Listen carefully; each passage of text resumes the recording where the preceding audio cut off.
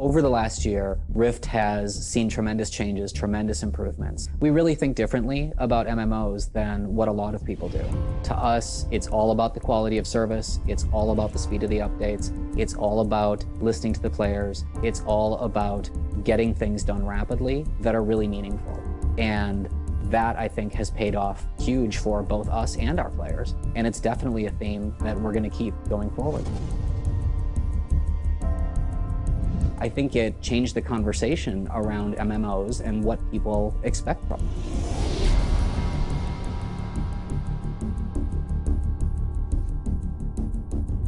We've delivered a world event with every major patch that's come out in the past year. And so in that case, it's 7 full world events, all in one way or another directing people to play the content that we've just brought into the world. The speed at which we put out patches and the amount of content we put out is directly related to kind of what our core goals initially were. We wanted to make a platform that was really fast for iterating. Every single designer and every single artist can run their own server on their own machine. That's really what allows us to put out, really good content at a pretty rapid pace. The more you can iterate on something, the more you can just test it out, the faster you can get from your idea to implementation. This game changes all the time. Since launch, we've been non-stop planning on what to do next. And we're always looking at new ways to innovate. And one of the things is mobile. It's free and you win loot and it just keeps you really connected outside of having to be at your computer. The team here plays the game a lot. And that, coupled with the fact that we talk with the players as much as we do, helps us create new stuff for the game as fast as we do. Every update we do, not only do we do big new cool stuff to bring, but we just make your overall experience better. It's not that the game's easier, it's that it's easier to enjoy. We get rid of the headaches, we get rid of the frustration, and we just leave an awesome game left for you to play.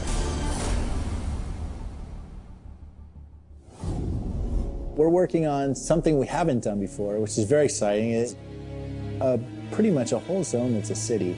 It's just so much more open and vast compared with the earlier stuff we were making. That presents a lot of artistic challenges and triumphs. It's very, very, very cool, even in the early stages. We've got a new 20-man raid coming out. It's in testing right now. It is simply amazing. We're using a lot of the tech that we got for Ember Isle. We're incorporating a lot of that into the Infernal Dawn raid. It's located on Ember Isle in the middle of Mount Carcera. Infernal Dawn is just going to blow people away. I mean, again, we're just pushing the dial to 11. I mean, there are multiple large boss fights in that dungeon. We're doing stuff with the actual creatures themselves that we haven't done before. We're able to make a boss change appearance dynamically as you're in the encounter. Lathis is comprised of this huge vortex of treasure and coins. I mean, it's just stuff that's just really hard to pull off in real time.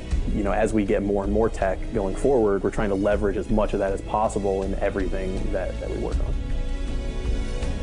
I'm really excited for the PvP changes. We are trying to go beyond the 2-faction system and trying to make a focus on persistent world PvP. PvP where you have long-term ramifications for what you do in the open world. We're going to start telling more story with our instant adventure by letting you play alongside the action.